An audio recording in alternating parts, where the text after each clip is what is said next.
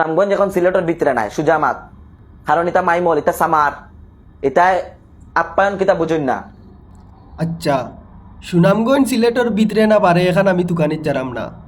সিলেট এখান যদি তোর মার হাবিনর হয় তে তো তোর মার হুক্কাবাই ওখান নিয়া তুই আড়াইয়া তুই দিয়া না, তোর বনির হুক্কাবাই তুই আড়াইয়া তুই দে। আমার বাড়ি মৌলভীবাজার, আমি সুনামগঞ্জ নিয়ে মাত্রাম না। তুই কুনানোর এমন জমিদার আইলে আর এমন কুনানোর লাকসাবর হুয়া আইলে যে এথা মাইমল এথা সামার এথায় আপ্যায়ন চিনুন না। সেনে তোর বইন দে না তোর মারে লইয়া গেছিলে সুনামগঞ্জ, এটাই দিছইন ফারাইয়া বালাইলাই তোরে যেগে ফয়দা করছে। ওগুরে জিকাই সুনামগঞ্জ সিলেটের ভিতরে না বাড়ে। 1995 সালও সিলেট বিভাগে 4 জেলায় ভাগ করা হয়েছে: সিলেট, মৌলভীবাজার, হবিগঞ্জ, সুনামগঞ্জ। 4 জেলা মিলে হইল বৃহত্তর সিলেট।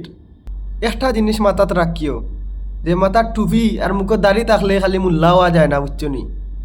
মোল্লার অনেকগুলা বৈশিষ্ট্য আছে, মোল্লাইনদের সবে সম্মান করে, কিন্তু এই সমস্ত মোল্লারে কেউ সম্মান করে না।